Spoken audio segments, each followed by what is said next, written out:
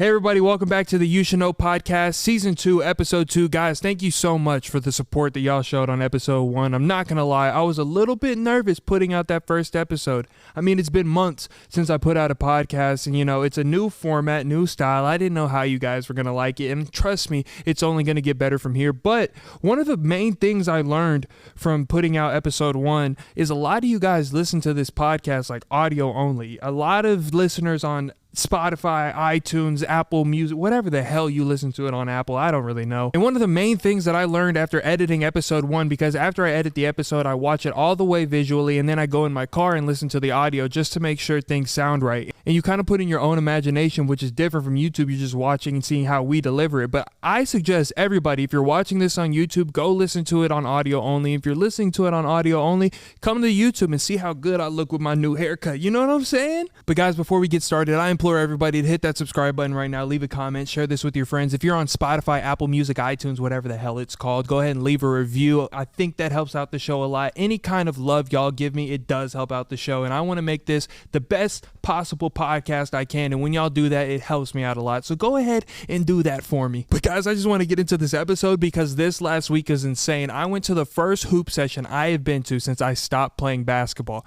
I know a lot of you have seen the TikTok that I made about hoop sessions and the worst type of people at the hoop session. Oh, it's only because there's always these types of dudes at the hoop session every single time. There's always those old heads at the gym that play like their soul is on the line. Like, why are you battling for your bloodline at 24-hour fitness right now? Why are you clotheslining people when they're trying to get an open layup? I promise you, not that serious. Everybody here just got off of a 6-hour shift at work. Why are you playing like it's game 7 of the NBA Finals? Everything will be okay if this man scores an open layup right now. Let's not risk his health and safety inside of this rec center. And I know I'm about to get comments saying, oh, you don't have that competitive drive like they do. And even they say when they get called out on the court for going too hard at the hoop session, they're like, every time Jordan and Kobe stepped on the court, they went hard every single time. Hey, guess what?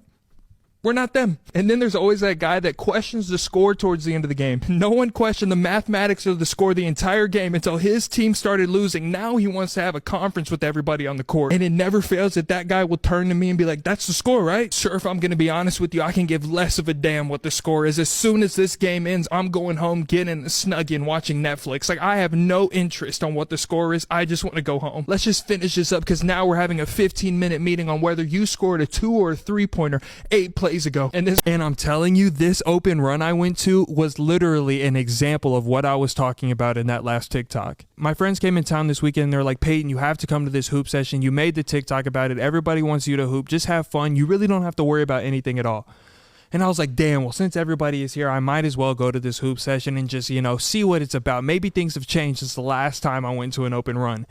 Nothing changed at all. I get into the gym and the first thing I see is a 43-year-old man setting up a tripod and pointing the camera at the court. And I'm like, okay, maybe his son is somewhere in here. He's trying to gather up some film. I'm not sure what a 24-hour fitness film session will do, but maybe it will help out his career. I'm not judging anybody. We proceed to start the game. There's no son involved. He is doing this to record himself. I'm like, what are you doing right now? Any hoop dream at 43 years old, it's done. I hate to be that guy. I'm not negative Nancy, but guys, your career is done at 43. You're not going to the NBA. You're not going overseas. And this guy was no taller than 4'10". I'm sorry. Your career is done. I don't know where that footage was planning to go. And I didn't want to be that guy. I didn't want to pass judgment upon this man. I didn't know anything about him. But guys, he was a bad person. This man stopped the game every 15 seconds and argued about the score. It got to a point where somebody called a travel on him. He grabbed the ball and threatened to go home. I'm having flashbacks to the 5th grade when we go to the park and somebody is mad about something and they want to take their ball back home and no one can play if they're not having fun. I'm like, sir, you are 43 years old. Just move on with the play. No one really cares if you traveled or not. You have a camera set up. Where is the footage going? I'm telling you, I cannot go to hoop sessions. Please stop inviting me to these open runs. I'm not having fun anymore. And Cam, you had a really crazy hoop session story that you were telling me about earlier. And when you come on, I want you to tell that story because that is insane. Also, guys, you know me. We're a family. We're one. You know everything about me. I'm trying to get to know y'all. If you know anything about me, you know I'm alone 99% of the time, but all my friends were in town and they wanted to go out to eat. I'm not used to going out to eat with people. I eat alone. I go to the movies alone. I do everything alone. So whenever people wanted to invite me to go to a meal together, I was like, sure, why not? Once I got to this food outing with my friends, I realized I have a lot of food pet peeves that I didn't even know about. One of my biggest food pet peeves is when somebody orders a plate of food and then they get the plate of food, mix all the food together. Your food should not be touching if it's not meant to be mixed. That is disgusting. If I look at your plate and it looks like a bunch of baby throw up, you belong in federal prison. I don't care what you say about it. That is not normal. I'm looking at gush. Don't tell me to define the word gush because I just made it up, but that is disgusting to look at. And then when I called them out on it, they had the nerve to say, ooh, Peyton, don't get mad at us because you have the palate of a 4-year-old. Hey, you can't say anything about 4-year-olds. Your plate looks like a bunch of baby food mixed up together. You're nasty. Separate the foods, all right? And then the next day we go out to a pizza place, and I love pizza. I'm a pizza connoisseur. Anything pizza, I know how to eat it. I know what to do. Don't be doing extra stuff with the pizza. That's rule number 1. But what one of my friends did brought back high school memories, and I'm traumatized from it. And if you do this with your pizza, you should never be allowed to eat a pizza ever again in your life. This man orders a single slice of pizza. It's on a paper plate as they normally do. He puts the pizza down, grabs napkins, and starts to dab the pizza with the napkins.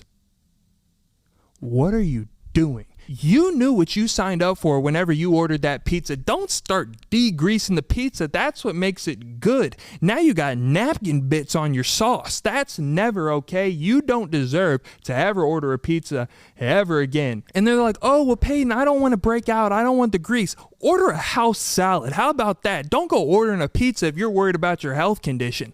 Pizza is for the grungy people like me. Pizza is for the people that don't care about their health and they're willing to make that sacrifice. Don't start dabbing the pizza with napkins. That's federal.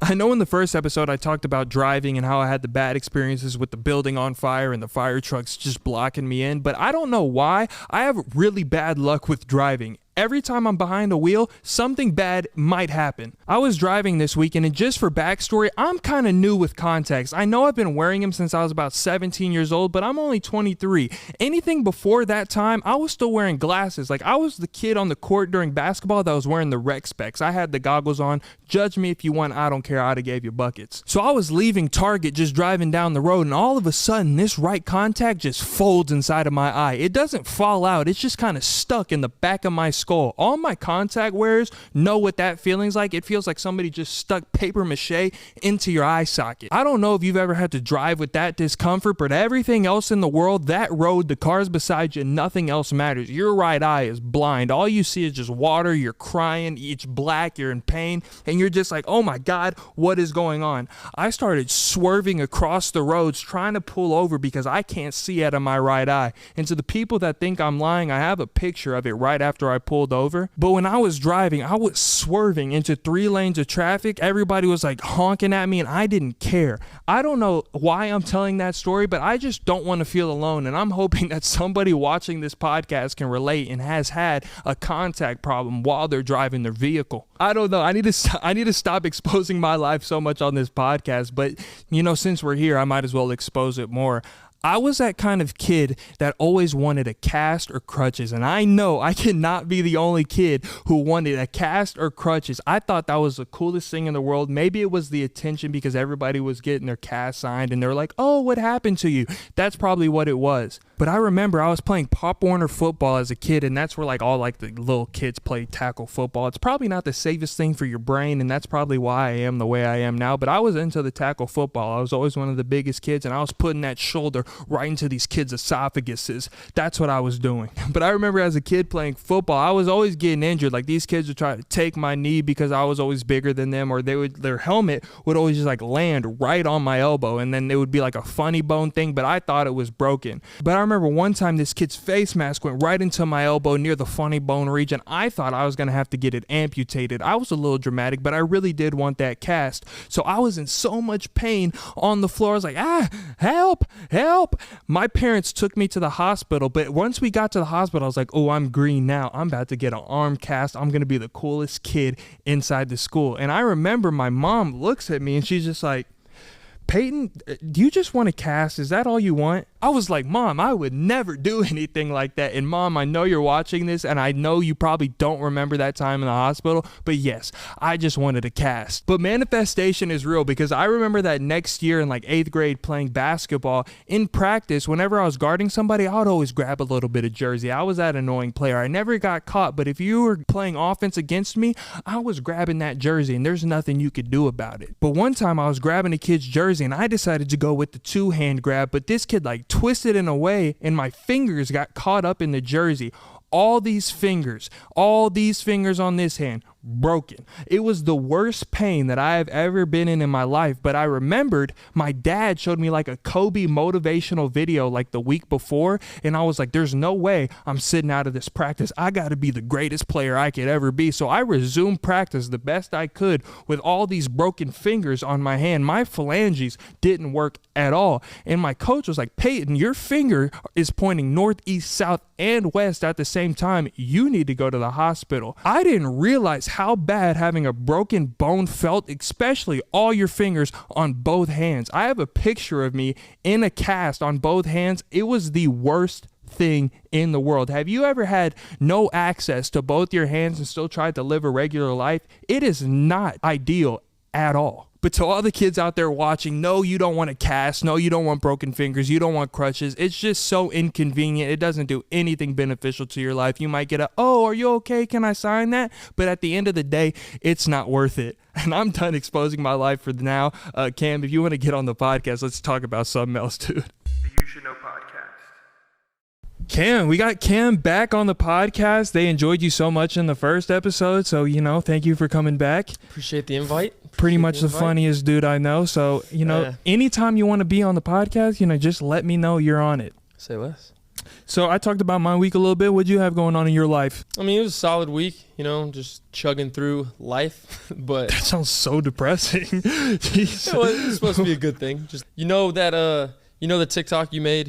Y'all remember the TikTok Peyton made about the hoopers and like the different kinds of just crazy, unnecessary people there are at hoop sessions? Oh, they go way too hard? Way too just flagrant felons, all that. Yeah. Yeah. I experienced twice. First one, we were hooping at 5:45 in the morning. Don't ask why. I said yes, showed up unbelievably early, but I mean, it is kind of lit to like have a 2-hour hoop session and then be back in your house by like 8:30. Mm-hmm. So anyway, we're hooping. This dude is massive. He's probably 6'5"-ish. Mm-hmm. I'd give him like 245, 250. Very large person, okay? Just listen to the man's attire. Cut. You know how people do the muscle? Like they take a T-shirt, they cut the sleeves off, but they cut all the way down here. All the rib cage is exposed, Yeah, just slab, just thickness. Like he was this wide. Like his whole body was just solid. Yeah. The tank top says B team. This is a grown man. So he's repping a tank top saying, I wasn't even on the best team. It literally says B team. He's wearing those, like baggy, like almost like the ones people jog in to sweat, those type of sweatpants. Yeah. He's wearing those. Running shoes, for his basketball shoes, by the way. Running shoes, baggy, sweaty sweatpants material, literally like huge. A B team cutoff tank top, and he had a football mouth guard at a 6 o'clock in the morning hoop session. Why? Wait, the kind that goes over your mouth? The one you bite down on, and it's covering your lips. So he literally, it was covering, and it was black. And I'm just sitting here like, we weren't on first game, like, you pull up, they always, whatever. They go off the board, and we were on next, and I was like, please let this guy lose. Like, and then sizing up, like, pick up, there's never true bigs and tall people. So I'm always ended up guarding, like, just the biggest guy on the other team. And I'm like, oh my God, please don't let him win. I was like, please don't let this man's team win. Of Of course, they win. We go on. It's just he's reckless. He's throwing bows and stuff. I actually caught one. And I literally sat there and I was like making sure my jaw was still connected. I was just like, oh. I didn't get back on offense one possession. It was horrible. So that was one. A couple days later, normal time hoop session, normal everything. Well, I'm thinking everything's normal. And we get there, and there's this little guy. He's probably like 5'6", just like super hyper. Normal attire, like looks like a hooper, everything. He's got tats all over him. So then, and he's just chill. Like the reason this guy, the other one is crazy for obvious reasons. Right. He looks crazy. He is crazy. He was everything you thought he was going to be. His attire said sicko on it. Yeah, and B team. Just that blew my mind. But so this guy, the reason the second one is different is because he looks like a normal guy you'd see at any pickup session in any city in America. And he's just chilling over, like he's just sitting on the sideline waiting for his turn, right? And I'm like, all right. So we lost. We lost the game. So we go sit down. I sit down, check my phone and everything, and then I'm just watching the hoops. And bro is a menace. Not like he's out there just killing people, but like not there. Like so his attire, nothing's crazy about it, but he's more of like the stereotypical like going way too hard. So the first play, he literally gets in this stance that is like I don't even have the knees to do this, but ultra low stance, like for the audio listeners, this man's butt is on his heels right now, like just unbelievably low, and he's just like I don't know how many like true hoop fans there are, but the Colin Sexton meme where he was when he was like this, like super intense. So he's doing that. He's clenching his fists on defense. I'm like, what the hell is going on? Like just play D. He's literally sitting there and just going crazy, right? So like 2 plays happened, and then like it was like a dead ball or something, and the other team's checking in. So he picks up 94 feet. Right. First off, if someone ever guards you 94 feet in a pickup basketball game, they either think you suck or they're not all there in the head. That's just simple. No one does that. Like ever. Nobody does that unless there's like money on the line or like a ball of his life video. Yeah. Picks him up 94 feet. Like I swear, y'all probably think I make this up. I swear to you I don't. This man, again, for the audio listeners, I'll try to give you a good representation. He literally went like this. And I'm not going to do it because it's gross, but he literally licked his knuckles and then punched his hands together. No, knuckles do it. to Do knuckles. it. No, that will hurt. No, he literally went like this. He went, and he licked like the second digits, not the outer knuckle. He literally was like this. He went like that hard, but it was knuckle to knuckle. He was like, and it was knuckle, and then he got in his stance again, and I was just like, oh, dude, oh my God. Me and the 2 friends I was with, we used to just start bawling. I was like, this guy is insane, like an absolute loony. Oh Jesus, no. And then of course, last thing, and of course, the people like that are never good. It's like that's the thing they bring to the game. It's like, if he didn't do that, he would just be running. Like, just be running back and forth, brings nothing on defense, nothing on offense, and he's just out there. But, of course, when you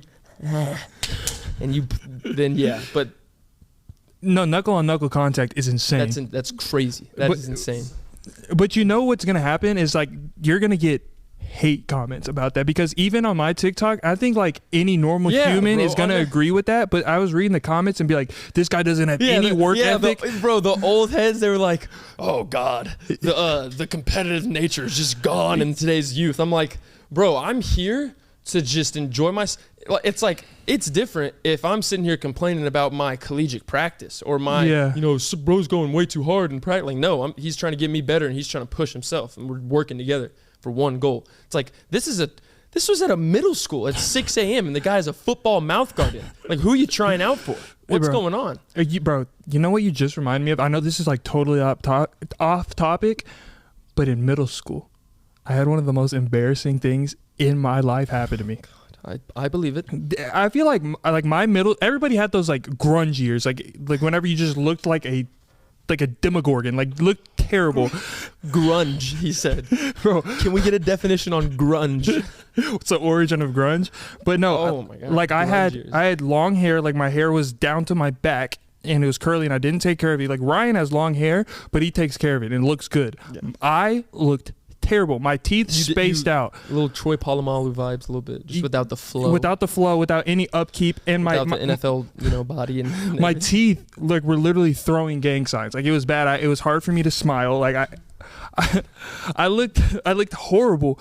But the embarrassing thing that happened was, the yearbook team, they always go around the school and pull you out of the class to interview and stuff like that. So, dang, y'all had that in middle school? Yeah. But I got like called out a couple of times. Every time they interviewed me, they wanted to talk about sports and like basketball and stuff like that, because that's like pretty much all I did. Who you were, yeah. And so I was doing that, and that was literally every interview I had was sports. But then at the end of the year, when we got our yearbook, I looked into the yearbook. I was like, "Ooh, I want to see my interviews," and my mom was excited to like see my interviews. Like, "Ooh, what'd they quote you about?" Like stuff like that. Mm-hmm. I open up the yearbook, go to a page, and see me and my quote. And I'm like, "Okay, cool." I read my quote, and the question was, "What is one of the most exciting things that have ever happened to you in your life?" I was like, "Wait a minute. They never asked me that." I was like, "Oh, okay." I go to my quote, and it says, "The most exciting thing that I ever done in my life was help my aunt deliver a baby." It's like, I didn't say that. No, not only did I not say that, none of my aunts have kids. Damn it. Do you know? Dude, that's why, like screw your yearbook committee, straight up. Don't ask me a question and then A, not use it, B, put different words in my mouth, and C, especially don't mix and match the questions and answers. Bro, that's a horrible combination. The repercussions that came with that, people were like on Snapchat, like taking videos and like pictures of that quote in the yearbook, and they're like, "Why would a human being ever say that?" And I'm like, "I didn't say that." Yeah, I never said that. Yeah, back to that. That's like, that would be a weird thing to say as like a middle schooler. Like, everyone's just, you said middle school, right? Yeah. Yeah, everyone's like, I mean, the girls already hit puberty, probably fresh out of it. Guys are starting to hit it, and you're just, everyone's like, "Dude, football, girls, da-da-da." And you're just like, "I delivered my aunt's baby." Like, what? They think you're a creep. Can you imagine like a 12-year-old like under the womb being like, "Come here." You're just like, "Push. Keep going." Like, no, like that's ridiculous. That's not all right that they did that. No, but it was the worst years of my life, and I want to tell an embarrassing story, but like, I've kept this a secret my entire life, and I don't know if I want to put this on the internet. Should I do it?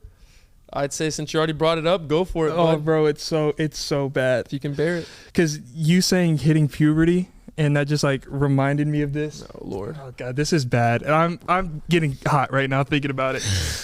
This actually might be my most embarrassing moment ever. So it was like one of the first days of like 8th grade, and I was just hitting puberty, And I was sitting in the back of my science class with some friends and like people I was trying to get to know. All of a sudden, I get a whiff of a stench. And I'm like, "Oh God, that smells." No one likes a stench. I was like, "Oh my God, that Grunge. smells absolutely awful. What is that smell?" Then, as time progresses, the smell starts to get a lot worse, and I'm like, "Who smells like that?" But I go and like reach for something. No, never reach if you can't see it. It's a quick life rule. Never reach if you can't see it. Continue. I go to reach for something, and I go, "Oh God, it's me. I'm the one who smells like that." But this is like, when you're first hitting curveball on the story. I thought he was gonna grab something disgusting. You just gotta whiff that old armpit right there. No, bro. Ooh. When you first hit puberty, like, you smell bad. 100%. And you're not like, were you using deodorant? Not at the time. See, that's what it is. Because I was just hitting. Like, it sneaks up on you. Yeah, you don't know. Yeah. I didn't smell like that before. Then it gets to the point. Once I open the armpit, the floodgates are out to everybody. Somebody goes, "Why does it smell like McDonald's in here?" Yep. I was just about to say, straight onions. I already know it. I'm like, dude, oh my God. I'm like, "Oh my God, you know how quick that pit got tucked?" I was like, "Oh my God, oh my God." I go, "Can I leave?" to my teacher. I leave. I go to the bathroom, get the soap out of the bathroom. God, the man gave himself a military shower. Just start bathing. In the middle of 7th grade science. I just start bathing in the bathroom. Yeah. Like you gotta click in, it's on for like 5 seconds. You're just like, bro, it was so bad. And then whenever I get picked up from school from my mom, I open the door, I sit down, and she looks at me and goes, please tell me you didn't smell like that the whole day. oh, I know your mom wasn't playing either. I was like, Mom, Your mom borderline might whoop your ass for smelling like that in public for a full day. No, my Mom doesn't play with that. Yeah, no, my mom's a sweetheart though. But we went straight to Target, and she was like, "You need to start wearing deodorant. Like that is unacceptable." And I was like, "Mom, I didn't know." Now that you say that, I don't remember my like crowning moment to deodorant. The day you first stopped. Yeah, I don't. Yeah, like No, that was traumatizing. And I thought that yearbook thing was my most embarrassing thing until you brought up the whole puberty thing. And I'm very like I borderline might delete that from this podcast. if I had to put a vote on which one would be more embarrassing, logistically, I'd say yearbook because everyone was like, everyone has access to it. You might have just had 4 or 5 kids that really like left that classroom like, dear God, Peyton that was disgusting. And the rest of them might have just been like, I'm glad to get out of there. Let's go to the next class. Like, It's one of those things that like it's so embarrassing that like as a 23-year-old I still like if it pops up in my mind I'm like, oh shit, you know what I'm saying? You cringe about it. But hey, dang, that's crazy. I am going to regret putting this out, but thank y'all so much for watching. Cam, thank you for Of course. getting on the podcast again. I know you guys loved having him on the first episode. And he's going to be back for some more. He's in town for a while. And Cam's not like a permanent co-host because he doesn't want to be, but I would love for him to be. We're going to have different friends come on. I think the next episode we're going to have our friend Ryan come and talk about some stuff. But guys, subscribe to the channel, like this video, leave a little comment. If you want to be featured in the podcast, send me a video on DM and you'll be sitting Your right names, here. Your videos, your questions. Yeah, they're gonna be right here, and I'm so excited for this new season. It's been going great so far. I know we're only 2 episodes in, but hey, follow me on Instagram. Everything's gonna be linked below. Follow Cam on Instagram. Don't have to. And remember, 1 out of 10 koala bears don't make it home to Christmas. I love you guys so much. See you next Appreciate week. the love.